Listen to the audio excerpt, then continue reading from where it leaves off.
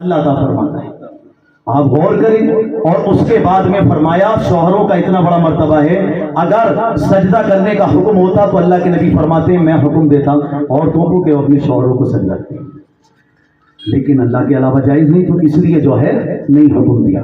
دوسری بات فرمایا اگر شوہر کے جسم میں پھوڑے ہوں جن سے کچا پیپ لہو بہتا ہو, خون بہتا ہو شوہر کے جسم میں, یعنی ایسی گندگی بھی اگر بھر جائے کہ لوگ دور سے دیکھ کے گھن کر رہے ہوں, بچ رہے ہوں, اے یار اس کے پاس کون بیٹھے گا, گندگی ہے اس کے پاس, غلاظت ہے اس کے پاس, اس کے پیپ نکل رہی ہے, خون بہ رہا ہے, لیکن اگر بیوی اس کے پاس آئے اور اپنی زبان سے چاٹ کر بھی صاف کرے تو اللہ کے نبی نے فرمایا پھر بھی اپنے شوہر کا حق ادا نہیں کر سکتے. محسوس کیا ان حدیثوں کو کبھی, ان باتوں کو کبھی؟ لیکن عزیزان محترم دوسری طرف اپنے بھائیوں سے بھی کہنا چاہوں گا کہ وہ بھی اپنے بیوی بچوں کے ساتھ اچھا سلوک کریں.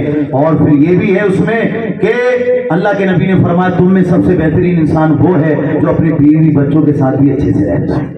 تو آپ کو بھی یہ دیکھنا ہے صاحب, بات بات پر ایک دم گالی نہ بک دیں, آپ تھوڑا صبر بھی کریں, ایک دم غصے میں نہ آ جائیں, تھوڑا اس کا خیال بھی کریں. تو ان چیزوں پر بھی ذرا توجہ کریں, جہاں تک ہو سکے صبر کریں. انشاءاللہ رب العالمین اللہ آپ کو اس کا اجر دونوں جہاں میں عطا فرمائے گا. کہنے کی بات یہ ہے کہ شرعی کمیٹی میں کئی فیصلے آتے رہتے ہیں, صرف غصے کی بنیاد پر, مس انڈرسٹینڈنگ کی بنیاد پر کئی گھرانے آپس میں ٹوٹ جاتے ہیں. اس لیے میں یہ پیغام دینا چاہتا ہوں آپ کو, محبت سے رہیے, اپنے دین کو سمجھیے. اور نوجوانوں کے لیے دعا کرتا ہوں اللہ ان کو اس محفل کے سجانے پر دونوں جہاں میں برکتیں عطا فرمائے.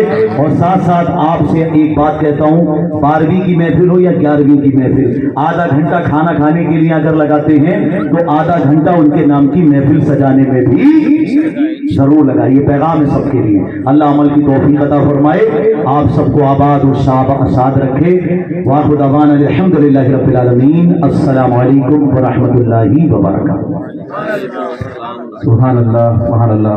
میرے پیارے آقا صلاۃ و تسلیم کے پیاریوں نے ایک پرمغز خطاب ہم سماعت کر رہے تھے. اللہ تعالیٰ سے دعا کروں گا کہ پروردگار